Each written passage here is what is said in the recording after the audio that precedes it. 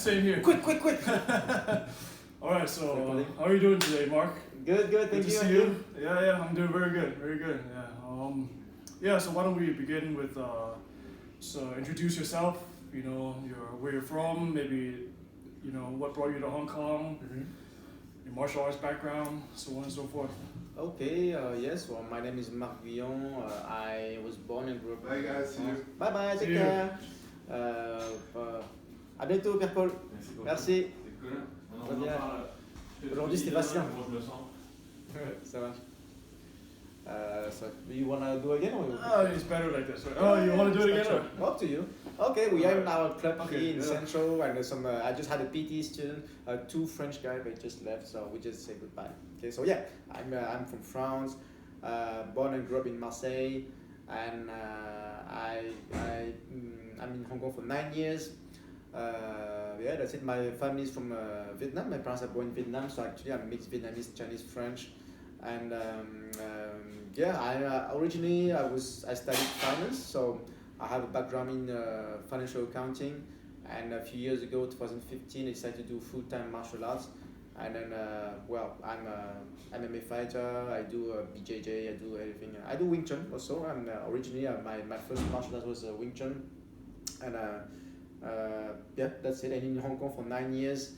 Now I'm in charge of well, one club in Discovery Bay, one club in Central. We have to suspend our activities.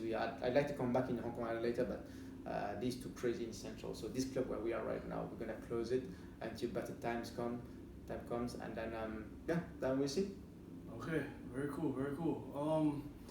So you wanna talk a little bit more about your club in Discovery Bay? You know, like what its goals are, like maybe what maybe some difficulties, maybe even Yeah, well, the club in Discovery Bay is well, it's I've been there for many years, Yeah. and I would say the big club now is open for a year and 3-4 months, September 2020, and what mixed martial arts club. We do everything: boxing, kickboxing, Muay Thai, Jiu-Jitsu, MMA, and it's mostly focused on families. Because it's a very family place, but of course we have classes for everyone: kids, adults, teenagers. But yeah, the environment is a bit different than in Central, for example. Okay. And then yeah, I've been there for many years. I moved to Discovery Bay actually also because I was teaching there on weekends, and then I liked it, and then we just moved there. And I was teaching outdoor first on the beach, and then in a small flat, and then in that gym. Now I think we are quite well settled.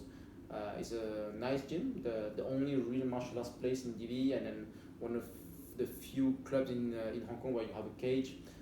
Because I really want to develop like MMA, not just a mix of striking and BJJ. It's MMA. For me, MMA is just MMA. So it's important to have like an MMA program.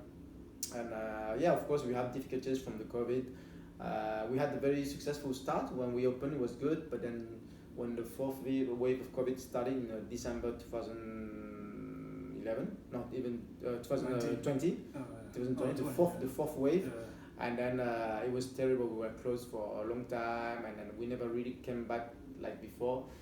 But hopefully soon, 2022 will be more active, and then yeah, let's see, and we can build up on this. But so far, I think we have quite like quite stable program, and it's going well. And but that's it. Okay, very cool. Yeah, it's a beautiful gym. The cage is very, very nice. I've been there myself. So it's very good. Yeah. So what goals do you have for the gym, like in the long term? Say, I know there's a lot of young kids training there as well as some young adults. Yeah, do you have any like thing you want to achieve or anything? Or? Yeah, well, the goal, I would say, in terms of business, is very hard to say because I don't know if I'm very happy with one gym, and then of course I'd like to have like because Discovery Bay is so remote, so I'd like to have something also in the island, but I don't need to have like 2, 3, 10 gyms and so on.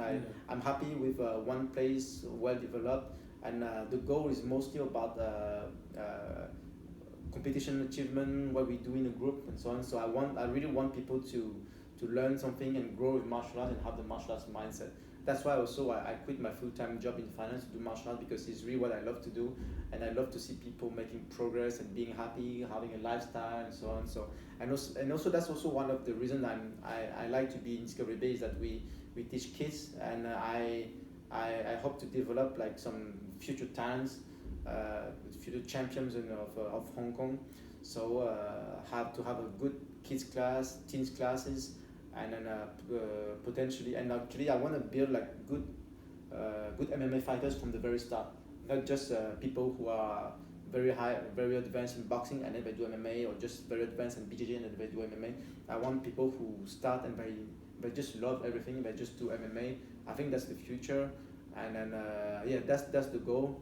And I think there's something to do in MMA, because there's not many gyms in Hong Kong or even in the world that do really MMA.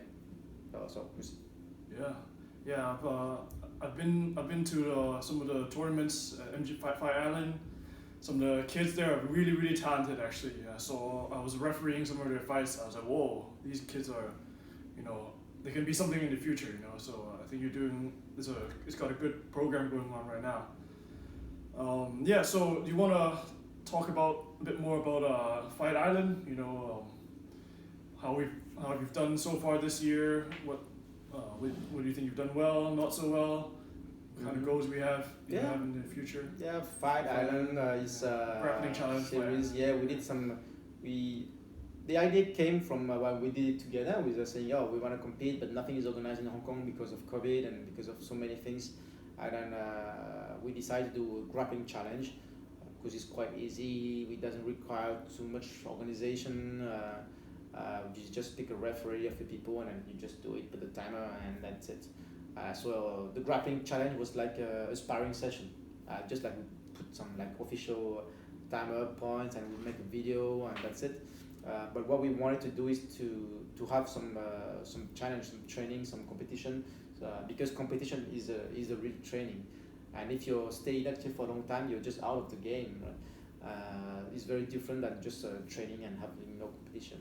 So and then when we did in Discovery Bay, because it's bigger and because we have a cage, we call it Fight Island. Or it's a bit funny name because Discovery Bay in the island also, and also like when people they have to travel so far to go to Discovery Bay. So far it's not that far. You just take a ferry, 25 minutes.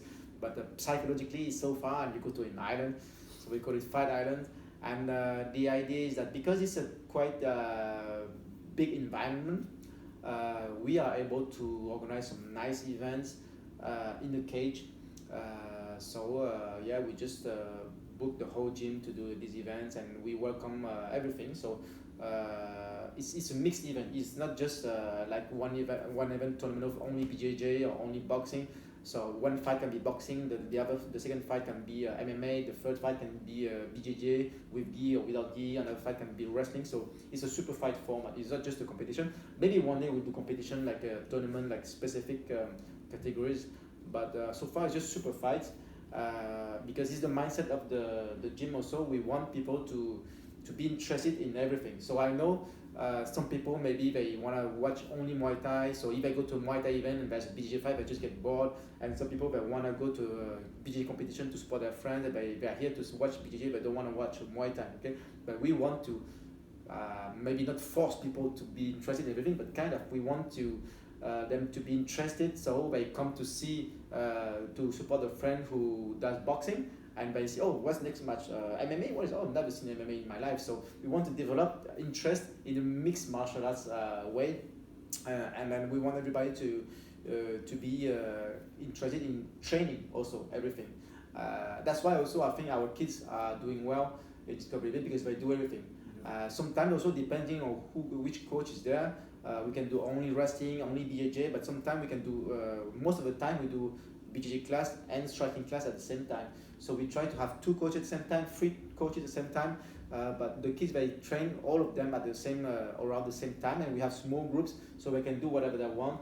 And maybe someday they are not in the mood to do BJJ, they want to do boxing, and sometimes it's the opposite. But most of our kids, they are okay to do everything. And then sometimes if we don't have a BJJ coach, they just do striking. If we don't have a striking coach, they just do BJJ because we're not always available every day. But the mindset is different. The mindset is that they can train everything, and not only the kids, the adults also. So this is what I really love compared to other gyms when you have a very very fixed schedule and people they do only BJJ or they do only boxing. We are more flexible. Actually, that's why also it's a fight club. It's a fight club. You just come and you train. And maybe you came and you wanted to do boxing, but you say, oh, no, there's only 2 people who want to do boxing. Everybody there is doing BJJ. Oh, I'm going to do BJJ or wrestling or whatever. So Fight Island is the same, the same principle. You just sign up, and then you might sign. You can say, okay, I'm available to fight. I want to fight. I have a gi or no gi. I don't care. I can do boxing, whatever. You choose, and then we try to match you. And then we say, oh, okay, you sign up for MMA and boxing. We didn't find MMA, but do you want to do boxing instead? Oh, okay, no problem. I do it. So the mindset is that you just sign up, and then we find you a match, and then you're ready for anything. Okay, very cool, very cool.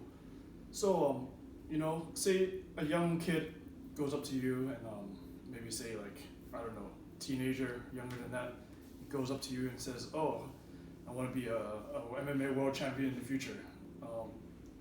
Do you think it's important that he specializes in one thing first, or would you rather he learns everything at the same time? I think everyone is different. First of all, in ability, you can say I want to do MMA, but MMA is not for everyone.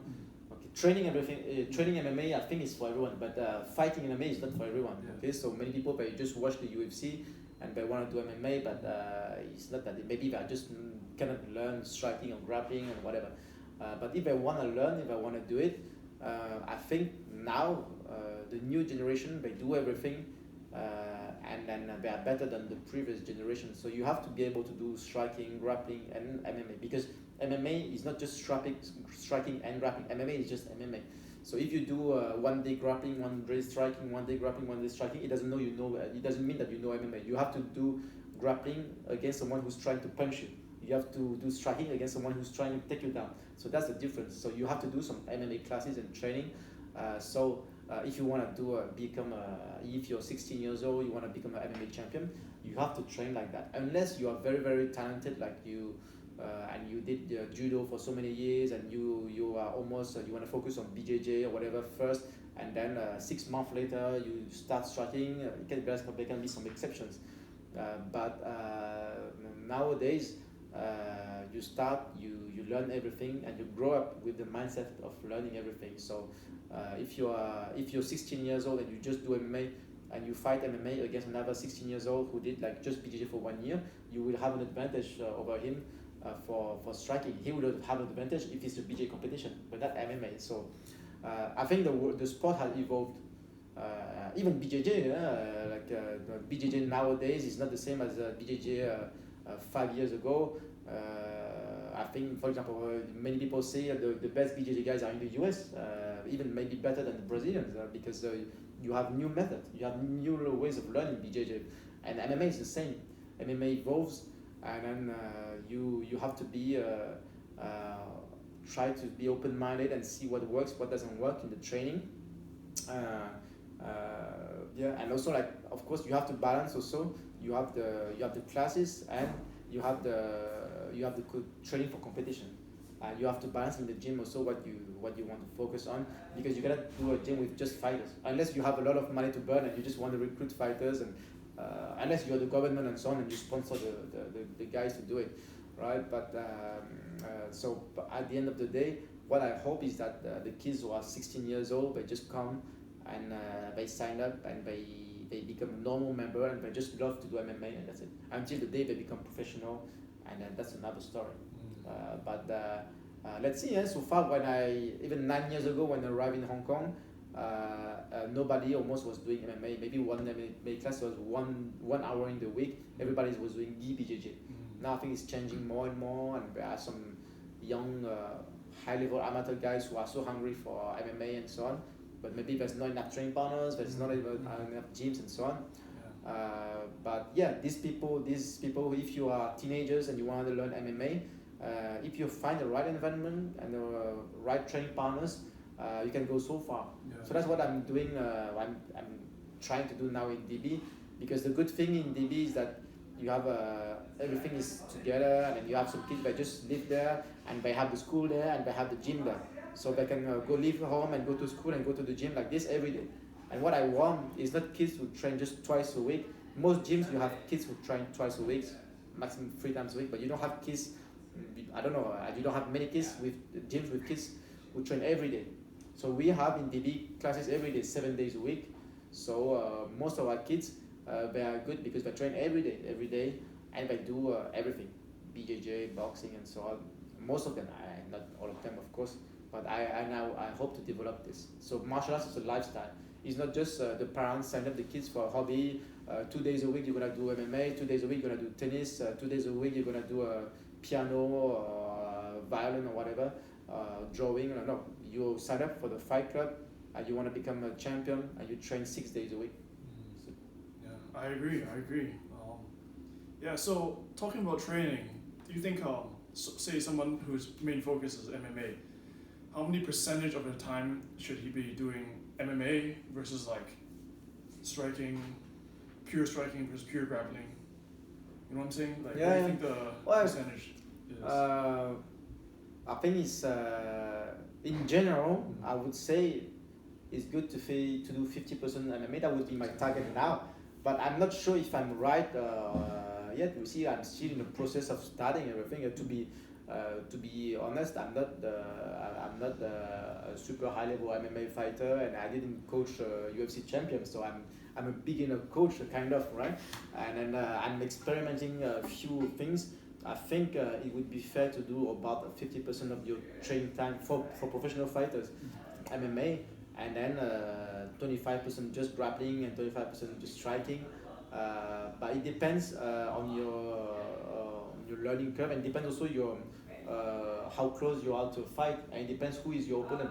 Of course, there is, if you know your next opponent is a very very good striker, maybe you have to do some specific training to do grappling against striking. So maybe 50% of your training should be against people who try to strike you, and you have to do MMA against them and so on. So you have to adapt your training depending on your opponent for professionals. Right? But if you are just a beginner,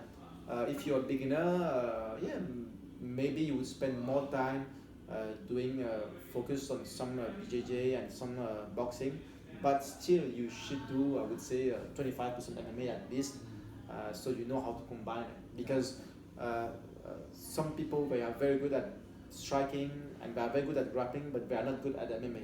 Because they know how to punch against someone who punches them, they know how to grapple against someone to grapple, but they lose they don't know how to do it when there's MMA and you have to mix everything. And some people, they are not very good strikers and they are not very good grapplers, but they are good MMA fighters also. So that's why for me MMA is a different sport. It's very very different. It's the same thing as you cannot compare boxing and Muay Thai, for example. Boxing is not just the punching of Muay Thai. You cannot just say you do Muay Thai, so you know how to punch and you know how to kick, and you can do boxing also. No, because boxing you have to move faster, you have to move your head more, and it's very different sport. Boxing and Muay Thai, you cannot just remove the kick and you say, okay, this is boxing, and the elbows and so on. So MMA is also something, it's a different sport. You have to know how to control the cage. You have to know how to take down, but it's still not wrestling. Wrestling is not MMA. That's very important. MMA is just MMA.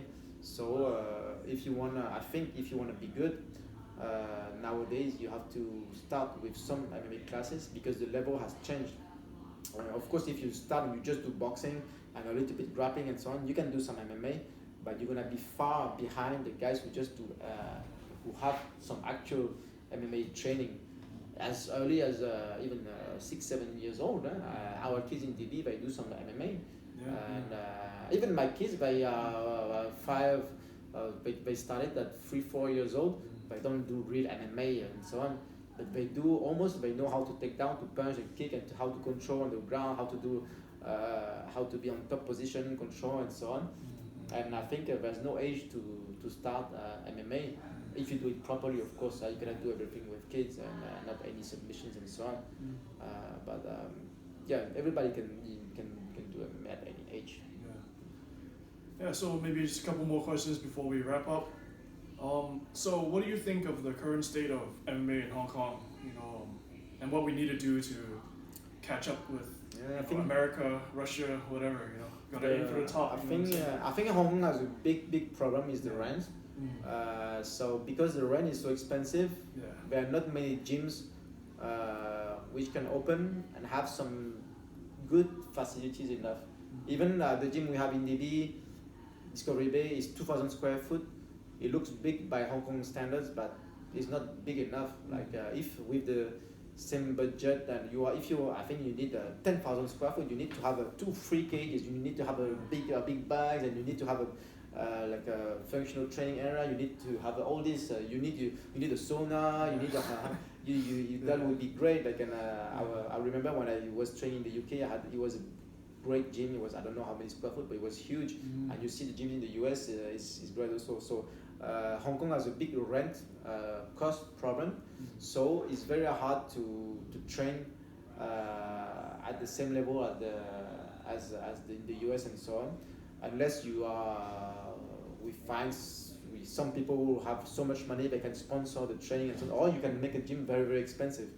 Okay, that's also maybe what we have to do a little bit in Discovery Bay to survive. But yeah, Hong Kong has a lack of facility. But compared to even like Singapore, for example, Singapore you have big gyms, and the rent are still quite high, but not as high as Hong Kong. But they still manage to make quite good gyms. In China, I think China is gonna be one of the best places for MMA later, because everything is more affordable, and you have more like I would say fighters in China who are hungry for to beat everyone else, and they train like crazy guys, like they are in the army or whatever. That's it. So, but still, I think Hong Kong also has another advantage, is that is that it's so international. So you have some talents who come to Hong Kong, even if it's for a short time, for a few years or whatever. They can share the knowledge, or even for a few months. So it's a place where it's not easy to have the right facilities and the gyms. Not all gyms have a cage and so on, but it's a good place to live, right? If you're world champion, it's better to come live in Hong Kong than to some other places, even if the rent is cheaper and so on. So yes, Hong Kong has a space problem, but we just have to do our best, right? So in Discovery Bay, and now we try to make the program stable, and then in order to reach the same level at the best gyms in the world, we would need 10 coaches.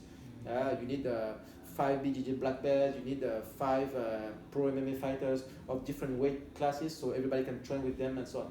Now we are just me and another coach in DB. We are just 2, and it's of course we cannot compete with the best gyms in the US. We cannot, but step by step it's possible. Let's see. We'll get there one day. Yeah. And then and also and everybody is adapting to the situation. One way to adapt is that you do some cross training. Of course, some people like you and so on, they come to a good level, but then they cannot find just the whole training in one gym. So they do some training here, some training there. So most of the high level guys in Hong Kong, they do Mondays in this gym, Tuesday in this gym, here, because here there's this training partner and here and so on. Okay, the best would be to have one place. Okay, that's what I'm trying to do in Discovery Bay also, to have everything in one place. And I think that's why also it's possible to do if you are kids, teenagers. The kids and teenagers in Discovery Bay, they just come to our gym all the time or every day, and they learn so fast, and the program is consistent. But other guys in Hong Kong, the semi-professional fighters, even the professional fighters, because there's not many professional fighters in Hong Kong, they train a bit everywhere. And most of them also they teach.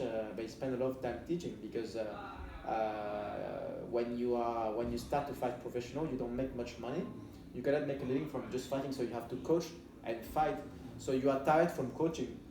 If you coach already 6 hours, 8 hours a day, and you don't have much time for training. So the problem with Hong Kong is that the life is expensive, rent is expensive. So it's very hard in Hong Kong to be a full-time professional fighter.